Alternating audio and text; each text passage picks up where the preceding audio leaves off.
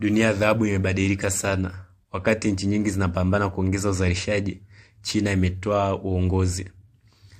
Lakini je, unajua Ghana inakuwa kwa kasi na South Africa inaporomoka vibaya? Leo ngoja nikueleze siri ya nani anaongoza, nani anapanda, nani anapoteza mchezo wa dhahabu. China sasa ndio kinara wa dunia kwa uzalishaji wa dhahabu. Kwa mwaka 2024 pekee ilizalisha zaidi ya tani 380 za dhahabu. Siri yao ni tatu tu. Kwanza ni mpango wa kitaifa. Serikali imewekeza malengo na kuongeza uzalishaji na kutumia teknolojia ya kisasa kwenye migodi. Na cha pili ni mitambo ya hali ya juu. Wachimbaji wanatumia mashine za kisasa, uchimbaji wa kina na mbinu za kidigitali kufuatilia madini. Na tatu ni migodi mikubwa yenye uwezo mkubwa wa kuchakata dhahabu.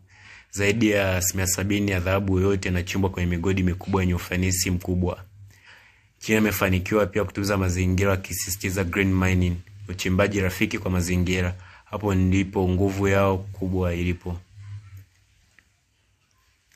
Lakini usidharau Ghana. Ghana imegeuka injini ya Afrika Magharibi kwenye dhahabu. Ghana sasa ndio mzalishaji mkubwa zaidi wa barani Afrika.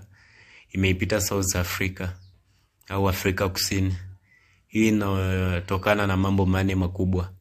Moja, serikali inaimarisha uchimbaji mdogo kwa kusajili wachimbaji wadogo rasmi kupitia Gold Board ama bodi ya dhahabu.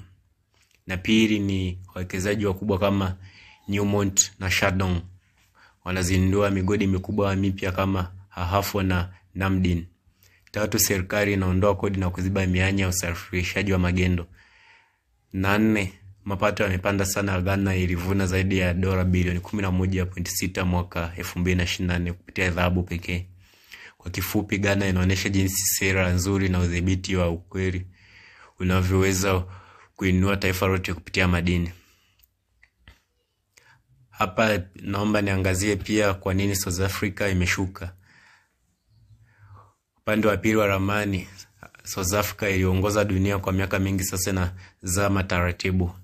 Kwa nini? Ni kwa sababu migodi yao mingi ni ya zamani na iko kina kirefu zaidi ya kilomita 4 chini ya ardhi. Hii inafanya gharama kuwa kubwa sana, hasa kwa umeme na usalama. Wakati huo bei za nishati zimepanda, mashine zimechakaa na sera za serikali hazitoi motisha kwa wawekezaji wapya. Matokeo yake sasa ni uzalishaji umeshuka kutoka tani 580 mwaka 1994 hadi chini ya tani 90 kwa mwaka 2024. Ni mfano hai wa jinsi kutobadilika na muda kunavyoweza kudidimiza sekta nzima. Ukiweka hizi nchi tatu mezani, China inawakilisha teknolojia, Ghana inawakilisha mageuzi, na South Africa inawakilisha onyo.